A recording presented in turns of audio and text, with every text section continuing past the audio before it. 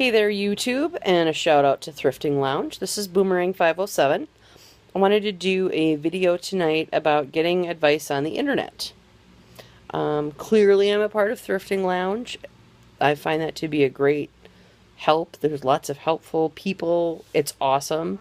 I'm also a part of a couple other forums, though, that, depending on the day, might be really helpful, or if somebody's cornflakes got peed in, they might steer you in the completely wrong direction. And it can be hard sometimes to figure that out.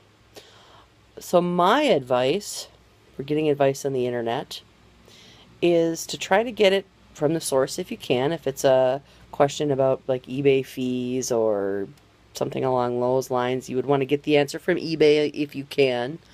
If not, you might want to ask in more than one spot and get kind of a consensus, because you just never know.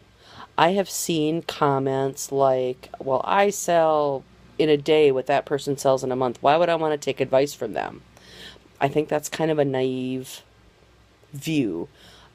Because people have more than one eBay ID. That's a very common thing. Some people have one eBay ID for their niche items and one eBay ID for everything else.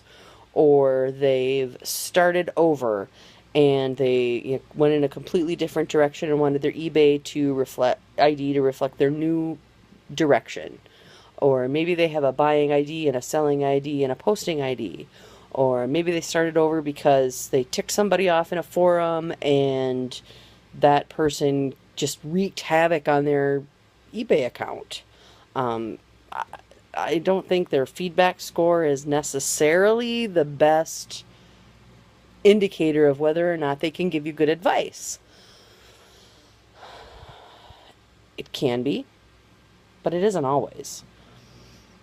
I've also seen, there's another forum I'm a part of where one guy who's a moderator has kind of claimed to be a video game reseller.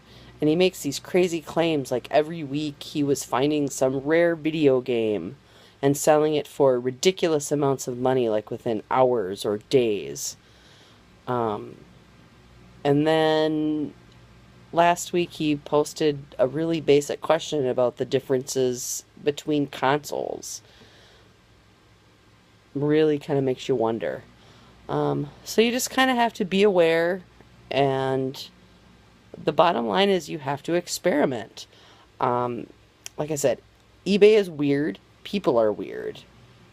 You have to do what works for you, and you have to experiment to find out what works for you. Like I said, people say to buy the Ralph Lauren polos. Okay, I bought some Ralph Lauren polos. It ain't working for me. I'm not going to buy them anymore. That being said, you have to continually evolve.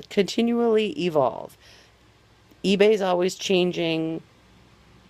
Demographics are changing. The markets are changing. Everything's always changing. And if you're not changing with it, you're going to die. Back in late 90s, early 2000s, when scrapbooking was kind of at its peak, I had a store selling some scrapbook supplies, and I was selling just crazy amounts. And if I had just stuck with that, I wouldn't be on eBay anymore. I mean, I'd maybe be making a sale a month if I was lucky for somebody using those things for other crafts. But scrapbooking ain't what it used to be.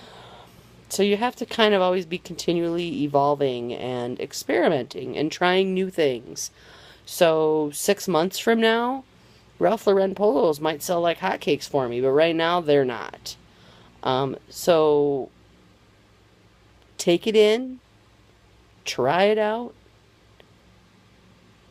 and then maybe go back to it later. Maybe not. But just be aware that people aren't always who they say they are on the internet. For all you know, I'm a 15-year-old boy and not a 44-year-old woman. But keep that in mind. Thanks for watching and subscribe.